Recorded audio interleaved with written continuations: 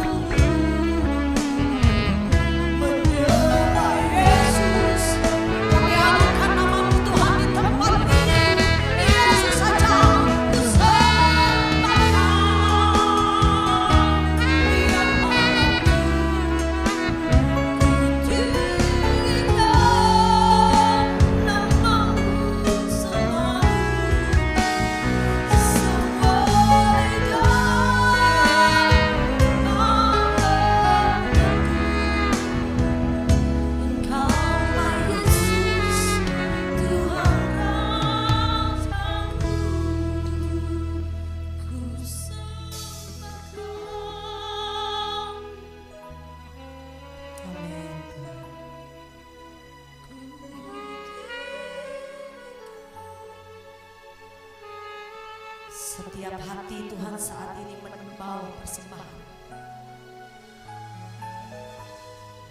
Setiap hati membawa kerinduan Tuhan.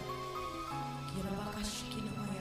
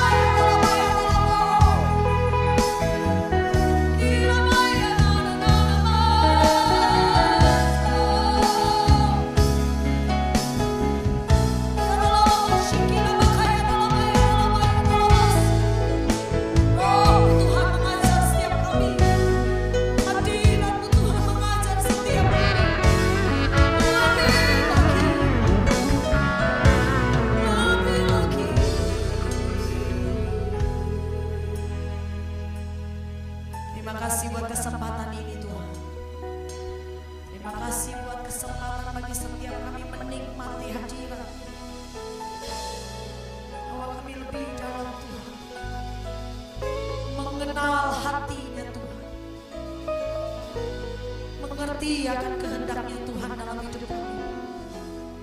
Bahwa kami lebih dalam Yesus. Ku ingin lebih dekat, lebih dekat, masuk dalam hati.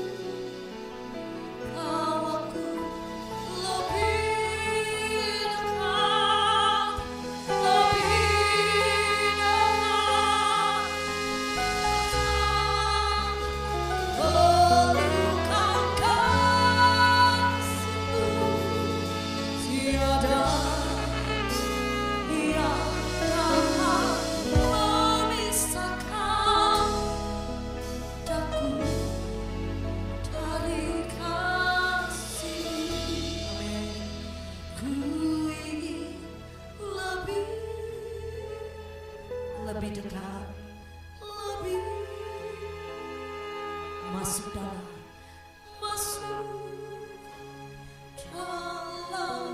hati.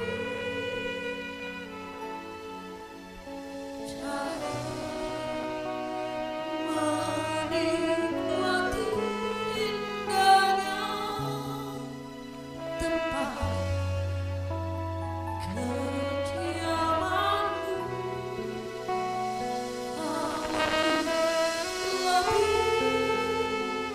Lebih dekat Tuhan.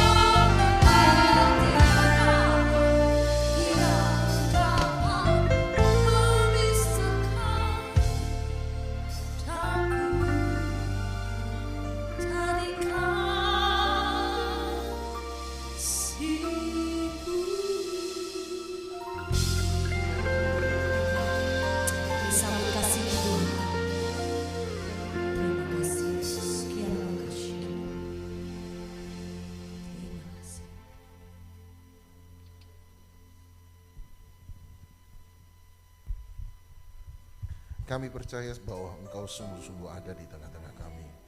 Bekerjalah Roh Kudus, bawa kami lebih dekat dan lebih dekat.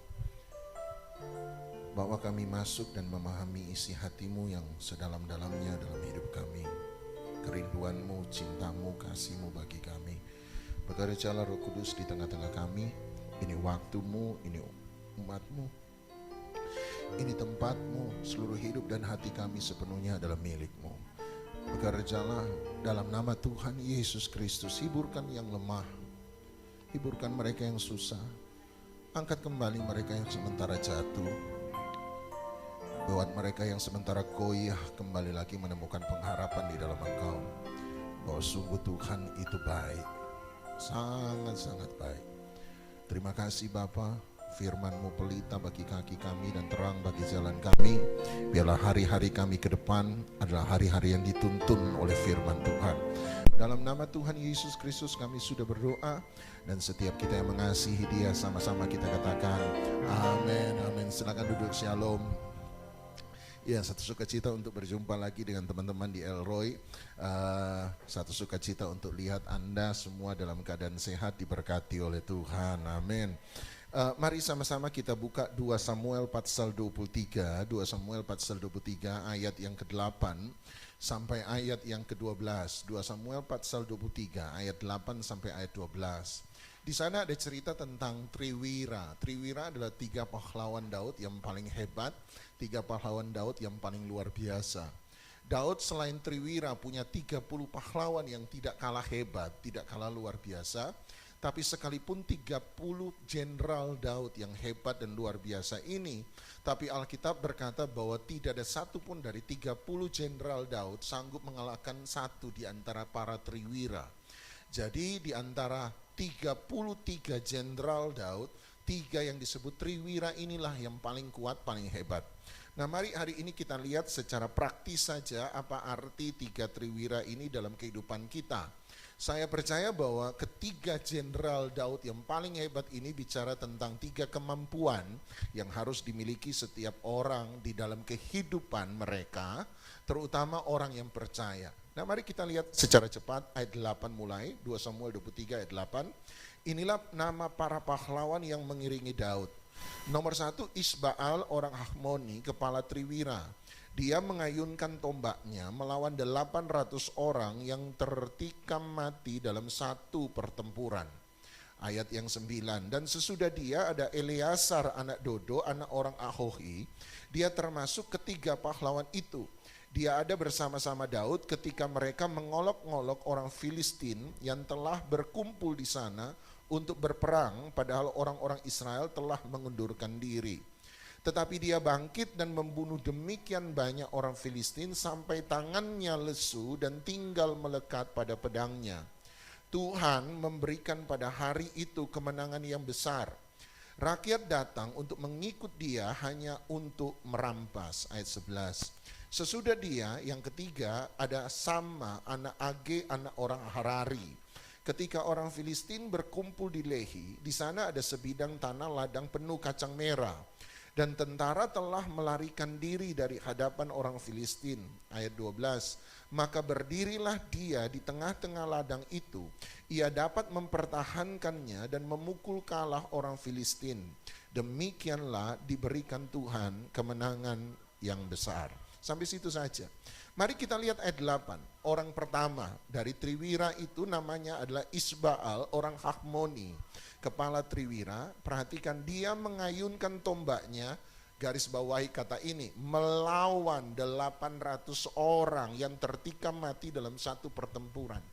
Kemampuan pertama yang harus kita miliki dalam kehidupan adalah kemampuan untuk melawan. Kemampuan untuk meraih sesuatu, kemampuan untuk membangun sesuatu, kemampuan untuk berhasil, kemampuan untuk sukses, kemampuan untuk mendapatkan sesuatu, kemampuan achievement di mana dia berhasil membangun sesuatu yang baik, sesuatu yang besar. Dalam hidup ini mau tidak mau Anda harus bisa berhasil. Anda harus bisa melakukan sesuatu. Anda harus bisa membangun sesuatu. Anda harus bisa meninggalkan sesuatu bagi anak cucu Anda di kemudian hari. Hidup ini adalah hidup nomor 1, harus punya kemampuan untuk melawan, mendapat, membangun, meraih, berhasil, sukses. Dalam kisah Pengkhotbah ada cerita tentang orang miskin yang berhikmat. Alkitab berkata, satu kali kota di mana orang miskin berhikmat ini tinggal dikepung oleh musuh. Tentara yang paling hebat, jenderal yang paling pintar tidak bisa menemukan taktik strategi untuk bisa menang atas kepungan musuh. Satu kali orang miskin yang berhikmat ini memberikan saran, memberikan pendapat, memberikan strategi, dan akhirnya kota di mana dia tinggal berhasil menang atas kepungan musuh justru karena strategi dari orang miskin yang berhikmat. Tiba-tiba Alkitab berkata, walaupun kota itu selamat karena hikmat orang miskin tadi, Tetapi anehnya setelah kota itu selamat, tidak ada seorang pun yang mengingat orang miskin tadi. Kenapa? Bukan karena dia tidak berhikmat, tetapi mereka merendahkan hikmat orang yang miskin. Dalam hidup ini seringkali ada orang-orang tertentu yang akan percaya kepada Anda dan saya ketika mereka melihat kita berhasil. Saya berkata tujuan hidup bukan untuk keberhasilan, tetapi keberhasilan dapat menjadi panggung yang membuat kita bisa menginjil lebih efektif dan efisien dalam kehidupan ini. Amin. Sebab ada orang-orang baru percaya kalau mereka lihat Anda juga berhasil. Bagaimana kita bisa bicara soal keberhasilan kalau kita sendiri masih ada dalam kegagalan? Bagaimana kita bisa bicara tentang menang atas kekecewaan kalau kita sendiri masih kalah dalam kekecewaan? Semoga Anda bisa mengerti. Oleh sebab itu nomor satu, setiap orang harus punya kemampuan untuk melawan, meraih. Dan apa yang dilakukan oleh Isbaal? Dia mengalahkan 800 orang. Nah, saya percaya kemampuan Isbaal bukan cuma bisa mengalahkan 800 orang. Sebab kalau dia cuma bisa mengalahkan 800 orang, orang ke-800 mati, dia juga mati. Sama-sama inna ilahi, saudara. Tetapi kalau dia bisa mengalahkan 800 orang dan dia tetap hidup, berarti dia punya kemampuan lebih daripada mengalahkan 800 orang. Anehnya dalam Alkitab, Alkitab berkali-kali bicara tentang satu orang yang mampu mengalahkan 1000 orang. Satu orang yang mampu mengalahkan 1000 orang. Dan saya percaya Isbaal adalah orang yang mampu mengalahkan 1000 orang. Nah, kapan dan di mana saja Alkitab bicara tentang satu orang mampu mengalahkan 1000 orang? Coba Anda lihat nomor 1, Yosua 23 ayat 10. Maaf, Yosua 23 ayat 8 mulai. Yosua 23 ayat yang ke-8. Yosua pasal 23 ayat 8, disinilah kita temukan di mana Alkitab bicara tentang satu orang mampu mengalahkan 1000 orang. Bagaimana satu orang bisa mengalahkan 1000 orang? Perhatikan, Yosua 23 ayat 8.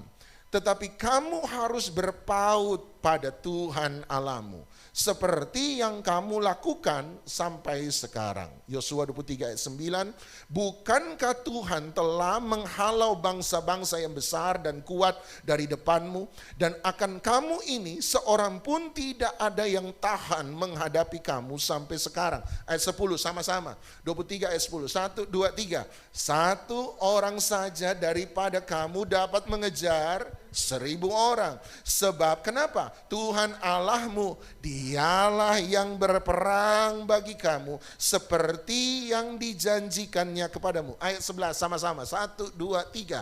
Maka demi nyawamu bertekunlah mengasihi Tuhan Allahmu. Kapan satu orang bisa mengalahkan 1000 orang? Sederhana, Yosua 23 ayat 10 berkata, ketika kita punya hubungan yang baik dengan Tuhan. Makanya ayat 8 berkata, berpautlah pada Tuhan Allahmu. Artinya terkaitlah pada Tuhan. Gandoli Tuhan, bergantunglah kepada Tuhan. Sebab hanya lewat bergantung pada Tuhan, ketika hari peperangan datang, maka Tuhan akan berperang bagi kamu, dan kamu akan mengejar, mengalahkan 1000 orang. Ayat 11 meyakinkan kita, dia berkata, maka demi nyawamu, demi hidupmu, demi masa depanmu, demi keluargamu, dia berkata apa? Bertekunlah mengasihi Tuhan Allahmu. Sama-sama berkata, maka demi nyawaku, aku harus mengasihi Tuhan Allahku. Amin, amin, amin, amin. Dia berkata, demi nyawamu, kalau kamu mau hidup yang baik, kalau kamu mau lihat keluargamu baik, kalau kamu mau lihat anak cucumu baik, kalau engkau mau lihat masa depanmu baik, bertekunlah mengasihi Tuhan Allahmu. Sebab hanya lewat hubungan dengan Dia, maka Tuhan akan berperang melawan, menggantikan engkau, dan engkau akan mengejar 1000 orang. Jadi kapan suatu orang bisa mengalahkan 1000 orang? Nomor 1, waktu dia punya hubungan dengan yang baik dengan Tuhan. Dia mengasihi Tuhan. Dia berpaut pada Tuhan.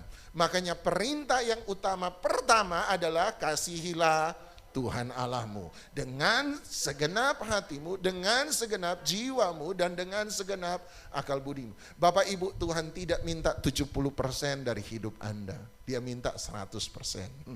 Tuhan Yesus nggak pernah minta 99%, seluruh hidupku 99% aku berikan kepadamu. Tidak, dia minta 100%. Tuhan tidak pernah minta banyak, Tuhan hanya minta semuanya. Sama-sama bilang, Tuhan tidak pernah minta banyak, dia cuma minta semua. Artinya bukan cuma semua, artinya seluruh hidup, artinya bukan cuma keberhasilan Anda, kegagalan Anda juga serahkan pada Tuhan. Berarti datang pada Tuhan bukan hanya karena Anda punya masalah, tapi datanglah juga pada Tuhan waktu Anda tidak lagi punya masalah. Berarti Anda datang bukan waktu Anda lagi gembira, tapi datanglah waktu Anda juga khawatir. Makanya dia berkata, serahkanlah kekhawatiranmu kepadaku. Artinya Tuhan minta semua. Dia tidak pernah pilih yang baik, dia minta semua. Kegagalan Anda, kekhawatiran Anda, serahkan pada dia. Yang kedua, kapan satu orang bisa mengalahkan 1000 orang? Nomor 1, waktu dia mengasihi Tuhan dengan segenap hati. Nomor 2, Hakim-Hakim 15 ayat yang ke-15. Hakim-Hakim 15 kita tahu bicara tentang satu orang yang bernama Simson. Orang yang paling kuat di seluruh cerita Alkitab. Dan perhatikan apa yang Alkitab katakan tentang Simson. Hakim-Hakim 15 ayat 15. Alkitab bilang begini, kemudian Simson menemui sebuah tulang rahang keledai yang masih baru. Diulurkannya tangannya, dipungutnya dan dipukulnya mati, menarik sekali, 1000 orang dengan tulang itu. Ayat 16, berkatalah Simson, dengan rahang keledai, bangsa keledai itu kuhajar, dengan rahang keledai berapa orang? 1000 orang kupukul. Kapan seseorang mengalahkan 1000 orang? Yosua 23 ayat 10 berkata, waktu kita mengasihi Tuhan. Tetapi menariknya Hakim-Hakim 15 berkata Simson sanggup mengalahkan 1000 orang. Nah anehnya Simson bukanlah tokoh Alkitab gambaran yang mengasihi Tuhan. Setuju? Kita tahu bahwa Simson walaupun seorang hakim Israel, tetapi kita tidak bisa menjadikan contoh sebagai orang yang taat pada Tuhan. 1, minum minuman keras. 2, main perempuan. 3, melawan perintah orang tua. 4, sembarangan dalam kehidupan. Berarti Simson bukan gambaran orang yang mengasihi Tuhan. Tapi pertanyaannya, kenapa sekalipun Simson tidak mengasihi Tuhan sungguh-sungguh, tetapi dia sanggup mengalahkan 1000 orang? Jawaban sederhana, sebab Simson diurapi oleh Tuhan. Loh Pak, orang gak sungguh-sungguh kok bisa diurapi oleh Tuhan? Saya suka jawab begini, keledai saja Tuhan boleh pakai. Berarti preman pun Tuhan pasti bisa pakai. Kalau burung gagak saja Tuhan bisa pakai, berarti orang yang paling bodoh pun Tuhan bisa pakai. Jangan menganggap bahwa urapan itu hanya karena, ya marilah kita hidup kudus, marilah kita hidup benar, dan Tuhan tetap akan mengurapi kita sehingga lewat kekudusan hidup kita, kita bisa buat banyak bagi Tuhan. Tetapi sekalipun seseorang tidak hidup benar, urapan Tuhan tetap ada. Anda berkata begini, mungkin dalam hati Anda berkata, pendeta sesat. Kalau begitu ngajari orang hidup gak benar, tapi tetap diurapi oleh Tuhan. Oh iya, Simson hidup tidak benar, diurapi oleh Tuhan. Kenyataannya begitu. Tetapi ingat, akhir hidup Simson tidaklah baik. Dia dijadikan lawakan, badut, tertawaan lawan-lawannya. Matanya dijadikan buta, dipenjara, disiksa, dianiaya. Kehidupannya tidak baik. Bolehlah Anda berkata, kata Pak Doni gak apa-apa, hidup gak kudus, yang penting diurapi oleh Tuhan. 1, kalau Tuhan mengurapi Anda. Tapi nomor 2, ya kalau Anda diurapi tapi hidup tidak benar, perhatikan akhir hidupmu. Anda mau hidupmu akhirnya buta? Anda mau hidupmu akhirnya menderita dan hancur? Anda mau hidupmu menjadi tertawaan dan lawakan banyak orang? Tuhan mengurapi karena satu hal, dia punya tujuan dalam kehidupan orang itu. Dia akan pakai siapa saja supaya dia bisa mengenapi tujuannya. Saya setuju. Oleh sebab itu tidak menutup kemungkinan orang yang rusak Tuhan tetap bisa pakai. Sekali lagi, keledai dia bisa pakai, berarti dia bisa pakai siapa saja. Tapi supaya kita bisa dipakai oleh Tuhan dan hidup kita diberkati oleh Tuhan, marilah kita tetap hidup benar. Marilah kita hidup sungguh-sungguh. Jangan hanya menggunakan satu kasus kemudian berkata, Simpson juga nggak apa-apa. Ya, tapi akhir hidupnya menderita. Akhir hidupnya hancur dan rusak. Tetapi itu tidak menghilangkan urapan Tuhan dalam kehidupannya. Sebab nomor 2, urapan Tuhan artinya hak prerogatif Tuhan sepenuhnya. Kenapa dia hidup nggak benar, dia jahat kepada orang bawahannya, tetapi tetap kaya? Ya mungkin Tuhan beri sesuatu dalam kehidupannya dia untuk maksud. Ada Alkitab berkata, kekayaan bangsa-bangsa akan diberikan kepada orang benar. Dia suruh orang lain yang mencari, tetapi supaya lewat orang itu ada orang-orang benar yang akan diberkati oleh Tuhan. Kita tidak pernah tahu. Tapi yang pasti, urapan akan membuat Anda kuat dalam hidup ini. Urapan Tuhan, kemampuan, bakat, talenta, apa yang Tuhan berikan pada Anda dan saya. Saya percaya urapan bukan hanya miliknya gereja, urapan juga milik orang yang bekerja, marketplace. Anda mungkin tidak melayani di gereja, tapi hidup Anda sungguh-sungguh. Saya mau percaya bahwa Tuhan mengurapi Anda di dunia kerja Anda. Anda menjadi akuntansi yang terbaik. Anda menjadi seorang bisnismen yang terbaik. Anda menjadi bahkan tukang beca yang terbaik. Sebab Tuhan mengurapi Anda. Sebab urapan ada untuk memenuhi rencana Tuhan dalam hidup seseorang. Yang ketiga, kapan satu orang bisa mengalahkan 1000 orang? 1 Tawarik pasal yang ke-12. 1 Tawarik pasal 12 ayat yang ke-14. Menariknya 1 Tawarik 12 ayat 14 bicara tentang tentara Daud. Dan perhatikan apa yang Alkitab katakan. Nomor 1, kapan seorang bisa mengalahkan 1000 orang? Hubungan baik dengan Tuhan. Nomor 2, kapan seseorang bisa mengalahkan 1000 orang? Urapan Tuhan, penentuan Tuhan, hak prerogatifnya Tuhan. Tapi nomor 3, 1 Tawarik 12 ayat 14, bicara tentang tentara Daud, dan saya percaya Isbaal adalah bagian dari ini. Ayat 14 berkata, mereka itulah dari Bani Gad, kepala-kepala pasukan. Sama-sama katakan, 1, 2, 3. Satu orang yang paling kecil sanggup mengalahkan 100 orang. Dan yang paling besar sanggup melawan 1000 orang. Kapan seseorang bisa mengalahkan 1000 orang? Perhatikan, ada orang-orang dari suku Gad yang mengikuti Daud, yang Alkitab berkata satu orang yang paling kecil dari mereka bisa mengalahkan berapa orang? 100 orang. Dan yang paling besar bisa mengalahkan berapa orang? 1000 orang. Ini yang saya percaya. Kemampuan mengalahkan 1000 orang selalu dimulai dari kemampuan untuk mengalahkan 100 orang. Anda mau mengalahkan 1000 orang? Belajar lebih dulu kalahkan 100 orang. Anda mau kalahkan 100 orang? Belajar lebih dulu mengalahkan 10 orang. Anda mau bisa mengalahkan 10 orang? Belajar lebih dahulu mengalahkan 1 orang. Sebab hal-hal yang besar selalu dimulai dari hal-hal yang kecil. Semua yang besar dibangun dari semua yang kecil. Sebab barang siapa setia pada perkara yang kecil, dia akan dipercayakan perkara yang besar. Yang pertama, punya hubungan dengan Tuhan, sehingga Tuhan berperang bagi engkau. Yang kedua, diurapi oleh Tuhan. Tapi yang ketiga, bangun kemampuan yang Tuhan sudah percayakan kepadamu. Sebab kemampuan untuk mengalahkan 1000 orang dimulai dengan kemampuan mengalahkan 100 orang. Kemampuan mengalahkan 100 orang dimulai dengan kemampuan mengalahkan 10 orang.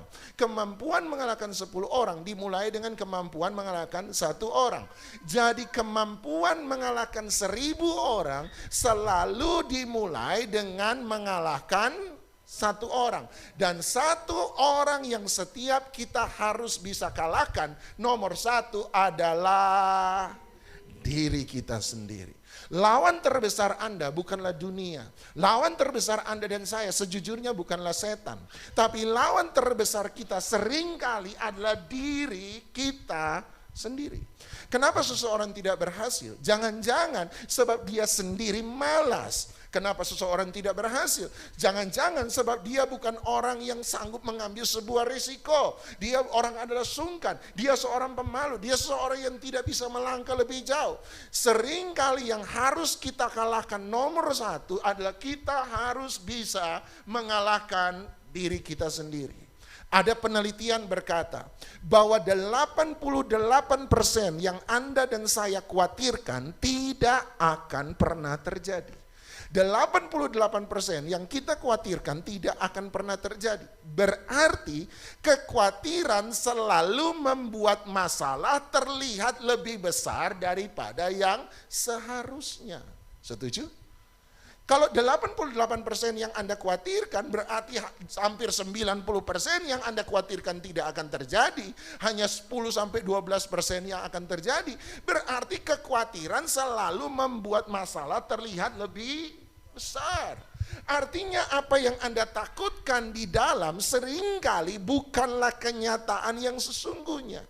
Tetapi karena ketakutan Anda begitu besar, Anda kemudian ragu untuk melangkah, ragu untuk melakukan sesuatu yang bahkan Anda tahu itu yang Tuhan perintahkan untuk Anda dan saya lakukan. Musuh terbesar kita seringkali adalah ketakutan kita. Musuh terbesar kita seringkali adalah kekhawatiran kita. Musuh terbesar kita seringkali adalah keegoisan kita. Musuh terbesar kita seringkali adalah keserakahan kita, kesombongan kita, nafsu kita, keinginan kita. Hal pertama yang harus Anda dan saya bisa kalahkan, selalu kita harus bisa mengalahkan manusia lama kita, kedagingan kita, diri kita sendiri. Ada banyak orang seringkali mengolok-olok Petrus, bilang, "Oh Petrus melangkah di atas air, tapi tengah jalan tenggelam." Saya suka bilang begini, masih mending Petrus masih bisa melangkah di atas air daripada kita nggak pernah melangkah di atas air. Yohanes nggak pernah melangkah di atas air, Andreas nggak pernah melangkah di atas air, Filipus nggak pernah melangkah di atas air. Anda sebut murid-murid yang lain, nggak pernah ada yang melangkah di atas air. Minimal Petrus sudah pernah keluar dari perahunya dan mulai berjalan di atas badai, di atas air. Walaupun memang sempat tenggelam di tengah jalan, tapi minimal dia sudah pernah melihat mujizat. Seringkali kita harus belajar bahkan dari Petrus, seorang yang seringkali pelin-pelan. Belajar dari dia, belajar keluar dari perahu comfort zone kita, zona kenyamanan kita. Belajar melangkah keluar dari kerapuhan jiwa kita, kekhawatiran kita. Belajar keluar, dan justru waktu kita melangkah keluar, kita bisa melihat mujizat yang luar biasa. Yang kedua, mari kembali ke 2 Samuel pasal yang ke-23. 2 Samuel pasal 23 ayat yang ke-9. Yang kedua, yang pertama kita belajar dari Isbaal. Apa yang kita pelajari dari Isbaal? Saya harus mampu untuk melawan. Saya harus mampu bertindak. Saya harus mampu meraih sesuatu, melakukan sesuatu, membangun sesuatu. Masa pandemi adalah masa di mana banyak orang menjadi pasif. Sebab ada banyak orang menjadi khawatir dan takut. Tapi saya percaya setiap anak Tuhan di masa-masa yang paling gelap, kita tetap memberi sinar yang paling terang. Tetap menjadi terang bagi dunia, berkat bagi orang lain. Setuju? Ada banyak orang jadi berkat bagi orang lain hari ini, dan saya percaya Anda melakukan sesuatu yang luar biasa bagi kerajaan sorga. Yang kedua, ayat 9. Sesudah dia ada Eleazar anak Dodo, anak orang Ahohi. Dia termasuk ketiga pahlawan itu. Dia ada bersama-sama Daud ketika mereka mengolok-olok orang Filistin yang telah berkumpul di sana untuk berperang. Padahal orang-orang Israel telah mengundurkan diri. Ayat 10. 2 Samuel 23 ayat 10. Tetapi dia garis bawahi kata bangkit. Berarti kemampuan kedua yang harus kita miliki dalam hidup ini, kita harus mampu untuk bangkit kembali. Masalah selalu satu paket dengan kehidupan. Saya pernah bilang pada Anda percaya sama Tuhan, Anda tetap punya masalah. Anda tidak percaya sama Tuhan, Anda tetap punya masalah. Anda percaya Tuhan itu benar, Anda punya masalah. Anda percaya Tuhan Anda itu salah, ternyata Anda tetap punya masalah. Masalah adalah bagian dari sebuah kehidupan. Kalau Anda tidak mau punya masalah, jalan keluarnya cuma satu, jangan hidup. Tapi selama Anda masih hidup, Anda akan selalu punya masalah. Makanya jangan bilang Tuhan baik sebab saya nggak punya masalah. Oh salah. Oh Tuhan jahat sebab saya lagi punya masalah. No. Selama Anda hidup, nggak peduli Anda percaya Tuhan, nggak peduli Anda percaya Tuhan, nggak peduli Tuhan Anda benar, Tuhan Anda salah. Semua orang selalu akan punya masalah. Makanya Tuhan tidak pernah janji hidup tanpa masalah. Yang Tuhan janji adalah kekuatan untuk menghadapi setiap masalah. Amin. Oleh sebab itu kalau hidup punya masalah satu paket dengan kehidupan. Makanya pengkhotbah berkata, menangislah mereka yang hidup. Kenapa? Sebab mereka akan melihat hari-hari yang malang. Akan ada masalah. Kalau begitu, kegagalan juga akan menjadi bagian dari perjalanan kehidupan. Kalau masalah menjadi bagian dari satu paket dari kehidupan, berarti kegagalan juga akan menjadi bagian dari perjalanan kehidupan. Tetapi kalau Anda gagal, jangan pernah menganggap kegagalan kita sebagai kegagalan Tuhan untuk menepati janjinya. Jangan pernah.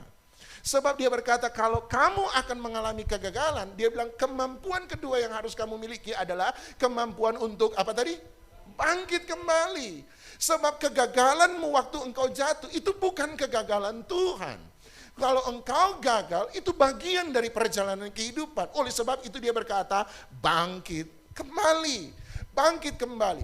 Kalau dunia memukul Anda satu kali dan Anda harus jatuh, perhatikan apa yang Amsal katakan.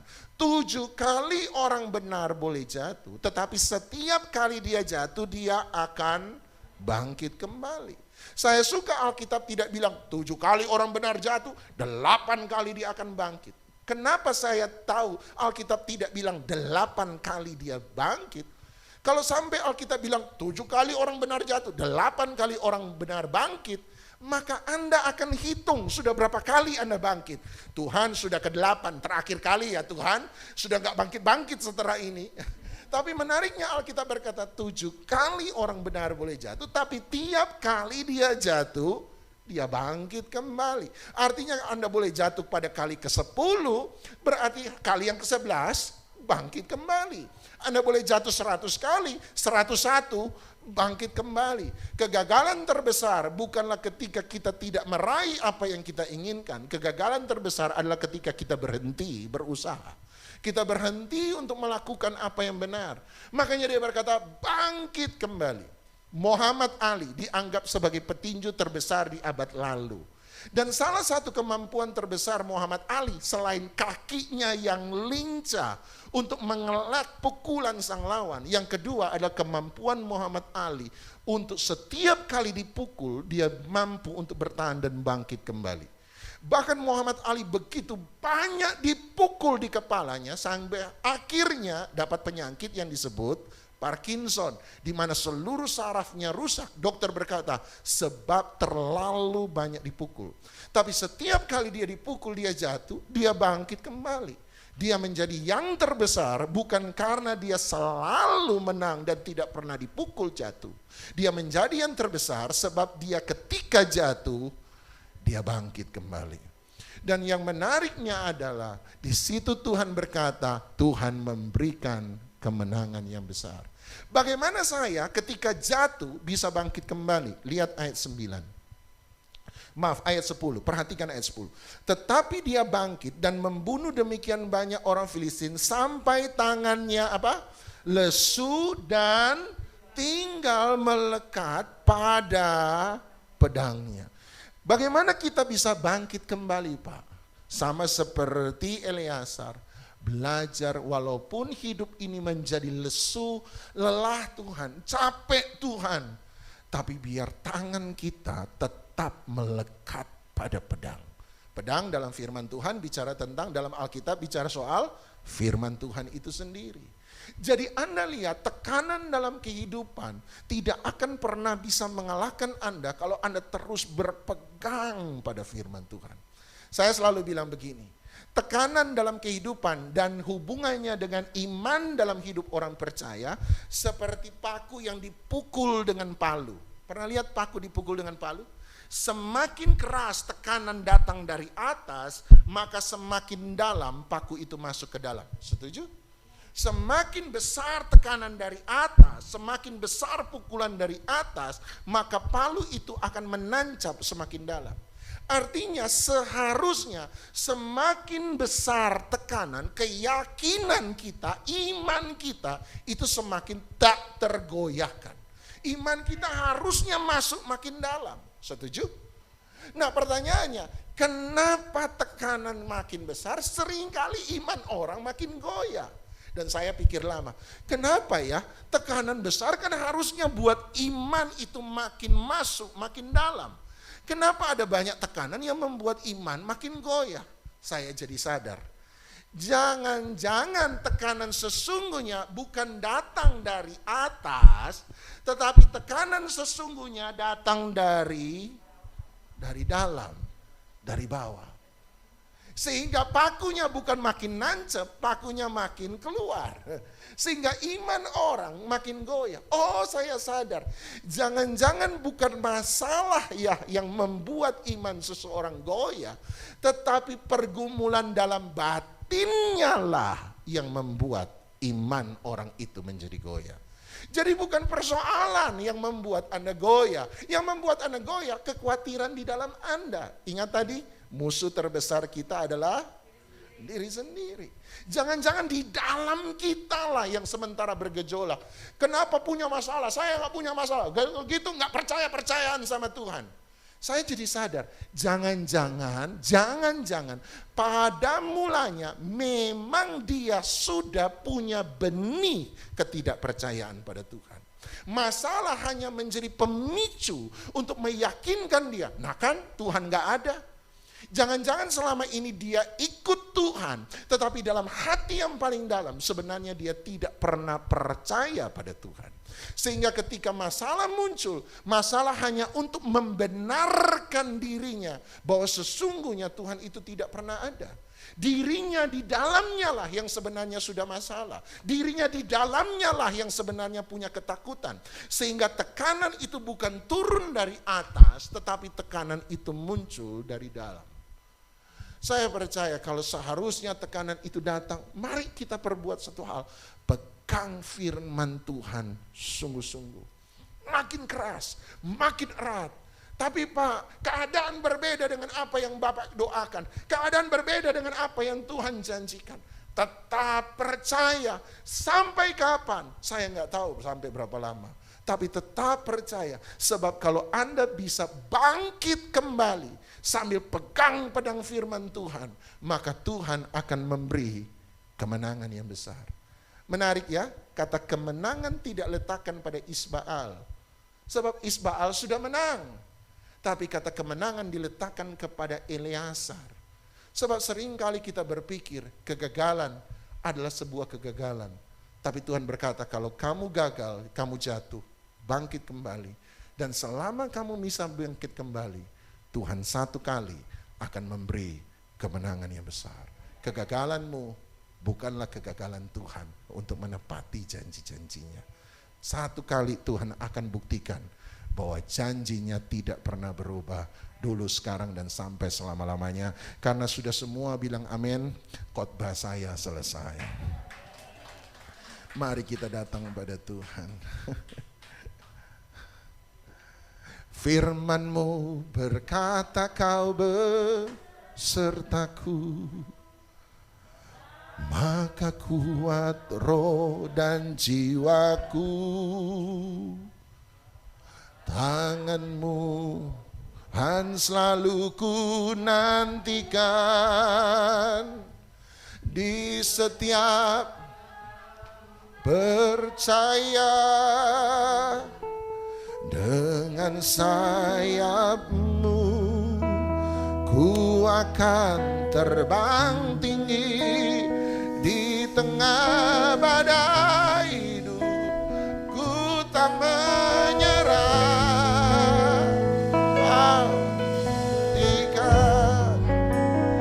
Kau yang ku sembah, Yesusku.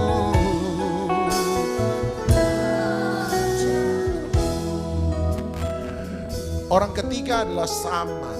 Dan sama kalau Anda baca baik-baik, kemampuan yang kita belajar dari sama adalah kemampuan untuk mempertahankan. Kemampuan untuk bertahan. Sama hampir mirip seperti Eleazar. Eleazar adalah orang yang terpukul jatuh, tapi dia disuruh bangkit. Tapi sama adalah orang yang terus berdiri, gak pernah jatuh. Tapi yang menarik dari cerita sama adalah Alkitab tidak pernah beritahu kepada sama berapa banyak musuh yang dia kalahkan. Seperti Isbaal, Alkitab beritahu 800 orang yang dia kalahkan. Alkitab pada cerita sama tidak pernah beritahu berapa lama dia berperang. Dalam cerita Eleazar kita bisa menduga, ada beberapa ahli berani menduga bahwa Eleazar berperang sekitar 1-2 jam. Sebab dalam keadaan itulah tangan seseorang menjadi lekat dengan pedangnya. Karena dia berperang begitu lama, sekitar 1-2 jam. Tapi dalam cerita sama, kita tidak pernah tahu berapa lama dia berperang.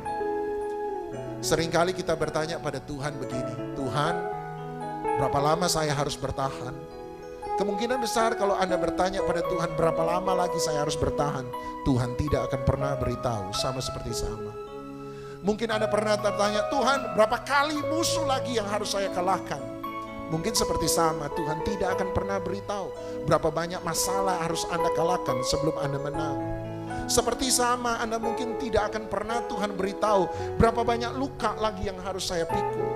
Berapa banyak tanda pedang yang harus menusuk saya supaya saya bertahan terus. Berapa lama? Mungkin Tuhan tidak akan beritahu. Dalam kisah sama Tuhan hanya beritahu satu hal. Kalau kamu bisa bertahan sampai akhir, maka Tuhan akan memberi kemenangan besar. Hanya dalam 2 cerita inilah, Eleazar dan Sama, Alkitab berkata Tuhan memberi kemenangan besar. Kenapa? Sebab kita berpikir nanti saya menang, baru kemenangan itu ada. Padahal buat Tuhan, kalau Anda bisa bertahan dalam kebenaran, kalau Anda bisa bangkit kembali dalam keadaan yang sulit karena Tuhan, sebenarnya Anda sudah menang. Ada banyak orang berkata, tapi masalah masih ada. Oh ya, bertahanlah. Demi nama Yesus, bertahanlah. Sebab kalau engkau bisa bertahan karena Dia, karena Yesus, sesungguhnya engkau sudah menang. Sekali lagi, kegagalanmu bukanlah kegagalan Tuhan menepati janjinya. Satu kali di akhir dari semua pertempuran kehidupan kita, Alkitab berkata Tuhan memberi kemenangan besar. Hari ini simpan baik-baik kalimat itu dalam hati Anda. Mungkin hari ini Anda menang, Anda sukses, berhasil. Saya tidak menutup mata bahwa di tengah-tengah pandemi ada yang berhasil meraih banyak keuntungan. Tapi saya juga tahu bahwa di tengah-tengah pandemi sebagian besar orang mengalami kesulitan. Tapi bertahan. Orang tanya, berapa lama Pak? Berapa lama lagi? Saya jawab, saya nggak tahu. Saya cuma tahu satu hal. Kalau kita bisa tetap bertahan, pegang pedang firman Tuhan kita sampai selesai. Saya cuma tahu satu hal. Tuhan memberi kemenangan besar. Sampai akhir. Mau 5 tahun, mau 10 tahun. Asal tetap kita pegang firman Tuhan. Sampai akhir. Sampai akhir. Saya cuma tahu satu hal. Tuhan memberi kemenangan besar. Dengan sayap-Mu ku akan terbang tinggi di tengah badai.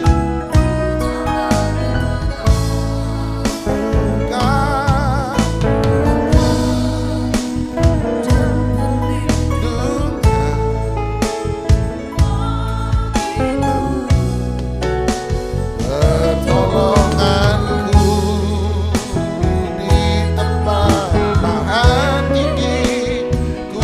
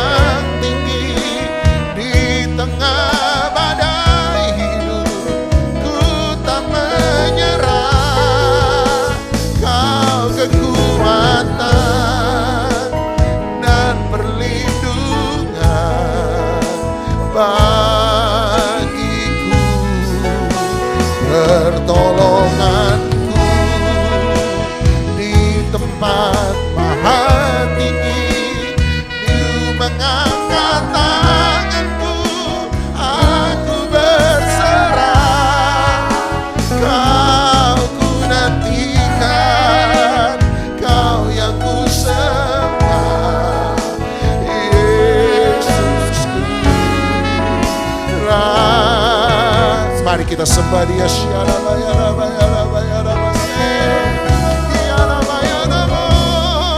Haleluya. Kami sembah Kau Tuhan. Kaulah kekuatan, Kaulah perlindungan, Kaulah gunung batu keselamatan, kota bentengku. Haleluya.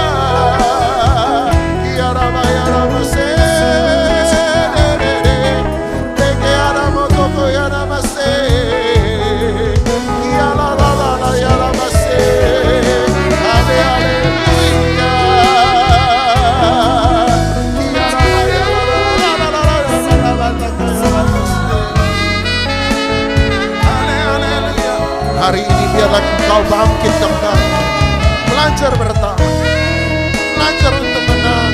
Haleluya, haleluya, haleluya. Ya Rabba, ya Rabba, kami menyembah, kami menyembah, kami menyembah. Haleluya, haleluya. Oh, ya Rabba, ya Rabba. Dengan sayap-Mu ku akan terbang tinggi di tengah badai hidup.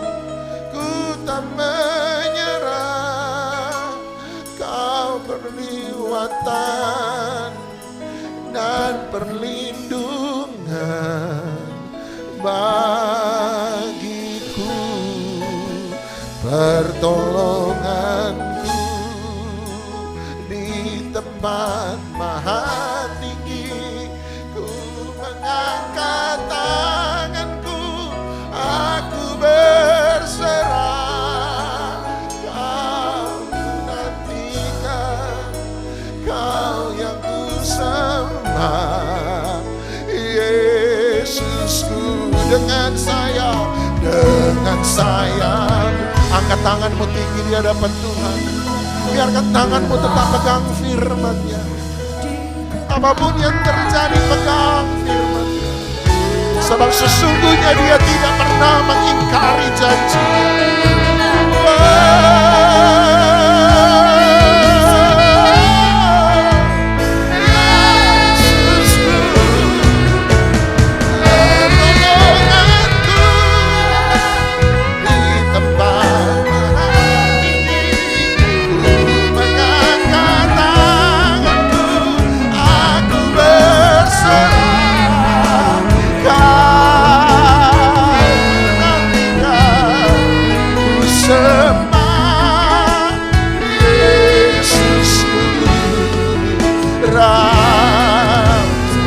Mari biar angkat tanganmu di hadapan Tuhan, sembah Dia. Bapa di dalam surga, Engkau lihat setiap tangan-tangan yang terangkat. Biarkan hari ini tidak ada satupun yang menurunkan tangan mereka, tetap memegang pedang firman Tuhan. Berapapun letih, lesu, berapapun besar kelelahan kami, Tuhan, seringkali kami berkata kami capek, tapi biar firman Tuhan tetap kami pegang. Hatiku tetap percaya, hatiku tetap percaya bahwa Tuhan tidak akan pernah ingkar janji. Apapun yang terjadi dalam hidup ini, firman-Mu akan kupegang sampai akhir. Ajar kami punya iman Sadrak, Mesak dan Abednego yang berkata, kami percaya Tuhan sanggup melepaskan kami. Sekalipun tidak, kami tidak akan pernah melepaskan Dia. Kami tidak akan pernah melepaskan Dia. Kami percaya bahwa Tuhan sanggup memberi kemenangan besar. Dalam nama Yesus, dalam nama Yesus, Engkau jamah, dalam nama Yesus, Roh Kudus Engkau bekerja. Setiap tangan yang terangkat, biarlah waktu kami mengangkat tangan, sungguh Tuhan turun tangan. Waktu kami mengangkat tangan, Engkau berperang bagi kami. Sebab Engkau temukan hati kami melekat kepadamu, hati kami berpaut kepadamu. Sesungguhnya demi hidupku, demi nyawaku, demi keluargaku, demi masa depanku, demi apa yang kukerjakan, aku akan mengasihi Tuhan Allahku seumur hidupku. Inilah iman kami, inilah keyakinan kami, inilah Inilah kepercayaan kami. Oh Tuhan, bekerja dalam nama Yesus. Mereka yang sementara ada dalam online, yang hari ini sementara meneteskan air mata, hari ini tangannya sementara lesu, kembali lagi ambil pedang firman Tuhan, kembali lagi percaya kepadanya. Jangan biarkan kebimbangan dalam hidupmu menang, jangan biarkan kekhawatiran dalam hidupmu menang, jangan biarkan kelemahan dalam hidupmu menang, jangan biarkan keegoisan dalam hidupmu menang, jangan biarkan nafsu dalam hidupmu menang, jangan biarkan kesombonganmu menang. Hari ini tetap percaya pada Tuhan. Keluar dari perahu zona kenyamananmu, keluar dari perahu ketakutanmu, keluar dari perahu kebimbanganmu, dan mulai berjalan di atas kemustahilan. Mulai melihat mujizat demi mujizat sanggup Tuhan kerjakan dan lakukan. Terima kasih Bapa. Kami percaya malam ini biar menjadi malam kekuatan, malam ini menjadi malam jawaban doa, malam ini menjadi malam penghiburan, malam ini menjadi malam di mana kami keluar dari kekecewaan kami. Kami malam di mana kami keluar dari segala kelemahan dan keluh kesah kami, sambil berpegang pada firman Tuhan. Kami tidak tahu berapa lama, kami tidak tahu harus berapa banyak musuh yang harus kami kalahkan, tapi kami tahu satu hal, Tuhan pada akhirnya memberi kemenangan besar. Terima kasih Tuhan, kami mengucap syukur. Semua teman-teman El Roy yang ada, Engkau berkati, Engkau kuatkan, Engkau mampukan, Engkau hiburkan, Engkau sertai. Immanuel, Tuhan berjalan bersama-sama dengan kami, ada dalam hidupmu. Engkau mengalami penyertaan Tuhan, Engkau mengalami Dia memegang tanganmu. Waktu engkau menjadi lesu, biarlah Tuhan mengangkat engkau, Tuhan memampukan engkau. Biarlah firman ini menjadi firman yang menguatkan bagi mereka yang sementara meneteskan air mata. Saya mau berkata pada Anda, demi nama Yesus, Tuhan akan menjadi penghiburanmu, Tuhan akan menjadi kekuatanmu. Percayalah, percayalah, percayalah. Dalam nama Tuhan Yesus Kristus, semua kita yang percaya sama-sama kita katakan amin. Haleluya. Puji nama Tuhan. Kita akan mendengarkan pengumuman.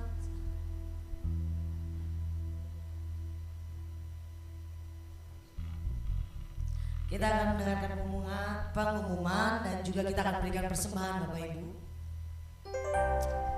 Mari memberi dengan sukacita di hadapan Tuhan. Tuhan menetapkan langkah-langkah orang yang hidupnya berkenan kepadanya. Apabila ia jatuh, asal berlepas, sebab Tuhan menopang tangannya. Sekali lagi Tuhan menopang.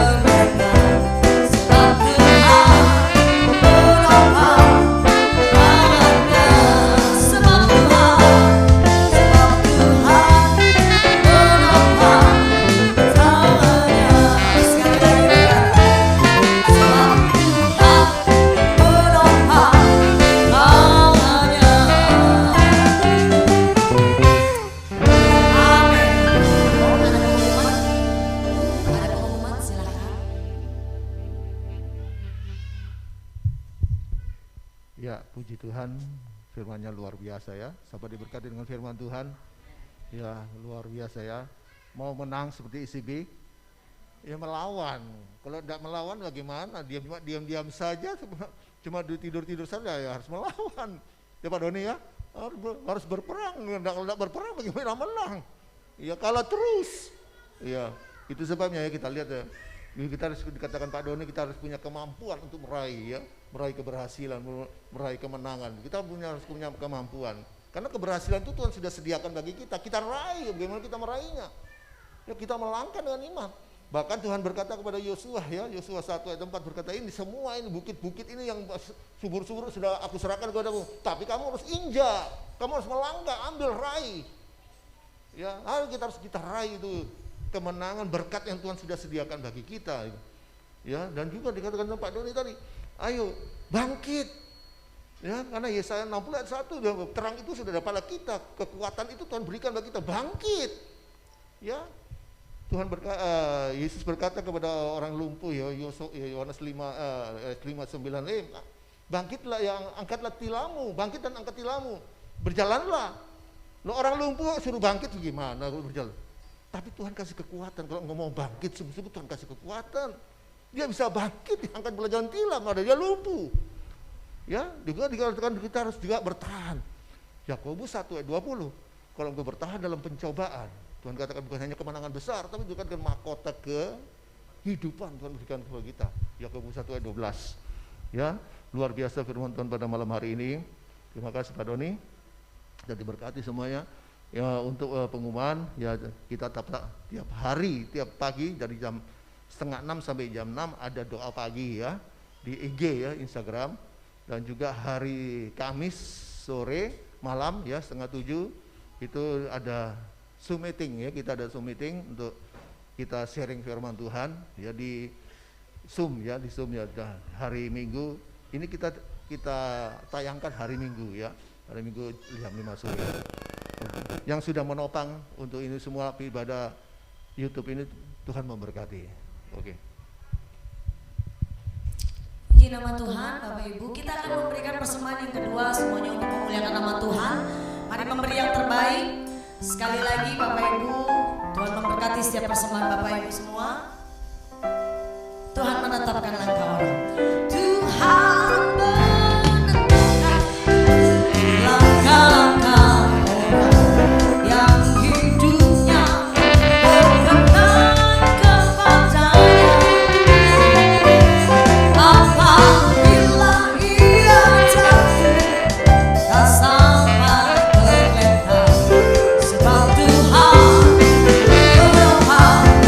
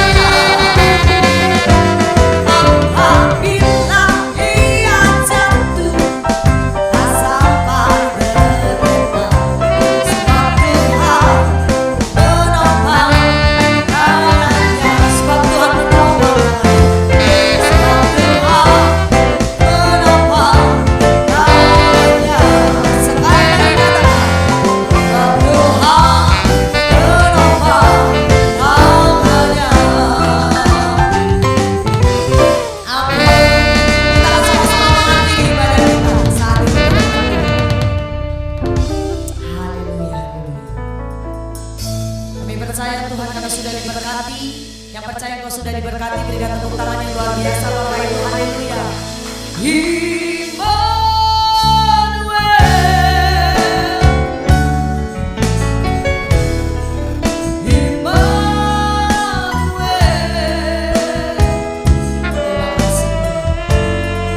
Nama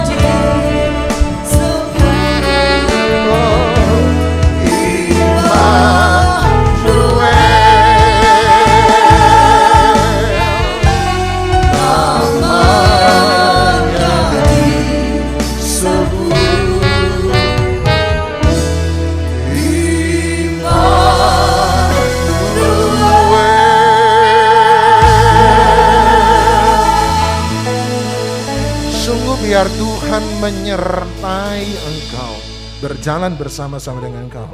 Seperti yang dikatakan Musa kepada Tuhan, jangan suruh kami pergi kalau hadirat-Mu tidak berjalan bersama-sama dengan kami. Berkat terbesar yang bisa diberikan Tuhan kepada setiap kita adalah Dia memberi hadirat-Nya, memberi dirinya kepada setiap kita. Oleh sebab itu biarlah hadirat Tuhan berjalan bersama-sama dengan engkau.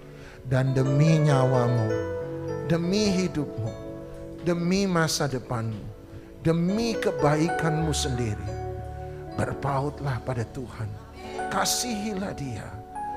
Oleh sebab itu saudara-saudara dimanapun Anda berada, biarlah kasih setia daripada Tuhan, penyertaan Tuhan, kebajikan Tuhan tidak pernah meninggalkan dirimu. Berjalanlah dengan setia bersama-sama dengan Dia. Berjalanlah mengikuti Dia. Apapun yang Dia mau kerjakan, apapun yang Dia benci jauhi, apapun yang Dia suka sukailah, apapun yang Dia tidak suka jangan pernah engkau sentuh. Berjalanlah dengan setia di hadapan Tuhan, maka berkat ini menjadi bagian dalam hidupmu dan keluargamu. Terimalah berkat daripada Allah Bapa, cinta kasih sayang dan syafaat daripada Tuhan Yesus Kristus, persekutuan, penghiburan, kekuatan, sukacita, damai sejahtera daripada Roh Kudus menyertai kita sekalian, mulai daripada malam hari ini sampai selama-lamanya. Di dalam nama Tuhan Yesus Kristus yang percaya, dilawat, diberkati Tuhan, sama-sama kita katakan amin. Selamat malam, Tuhan memberkati. Tuhan Yesus memberkati.